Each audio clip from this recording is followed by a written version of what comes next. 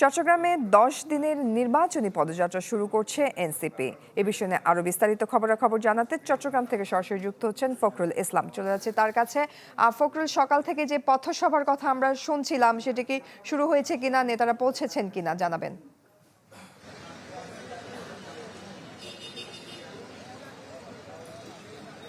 আসলে চট্টগ্রামের বোয়ালখালীতে ফুলতল এলাকায় এনসিপির যে পথসভাটি অনুষ্ঠিত হবার কথা ছিল সেটি এখনও শুরু হয়নি, কিংবা শুরু হবার মতো যে একটি পরিবেশ দরকার সেটিও আসলে তৈরি হয়নি। এবং এটাই এ কারণে যে কেন্দ্রীয় নেতৃবৃন্দ এখানে এসে পৌঁছানোর যে কর্মসূচি রয়েছে সেটিও আসলে এখন পর্যন্ত হয়নি। সত্যি কথা বলতে কি, যে লোহাগাড়া থেকে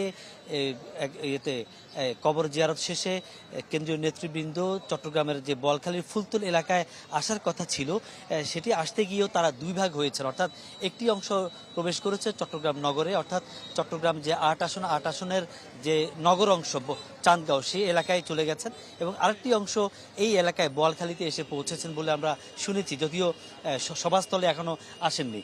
তো আসলে শহর অংশে যারা প্রবেশ করেছেন তারা এখানে পৌঁছার পরে হয়তো সবাই একত্রিত হয়ে এই ফুলতল এলাকায় এসে গাড়ি বহর নিয়ে এসে পৌঁছাবেন, এবং পৌঁছানোর পরে এই পথসভা অনুষ্ঠিত হবে। তবে এখন পর্যন্ত আমরা বিচ্ছিন্নভাবে যেটা দেখছি, যে চট্টগ্রাম নগর এবং বোয়ালখালীর বিভিন্ন এলাকা থেকে এনসিপির নেতা কর্মী যারা রয়েছেন তারা বিচ্ছিন্নভাবে এসে এখানে জড়ো হয়েছেন, সাধারণ মানুষও রয়েছেন।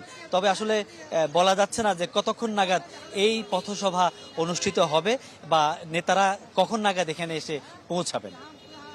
ধন্যবাদ আপনাকে। দর্শক, চট্টগ্রামে 10 দিনের নির্বাচনী পদযাত্রা শুরু করছে এনসিপি, সে বিষয় নিয়ে বিস্তারিত খবরাখবর জানছিলাম। বিদেশ থেকে দেশে রেমিটেন্সের টাকা আসে নিরাপদে, তাই আজই আপনার আপনজনকে বলে রাখুন রেমিটেন্সের টাকা যেন শুধু নগদেই পাঠায়।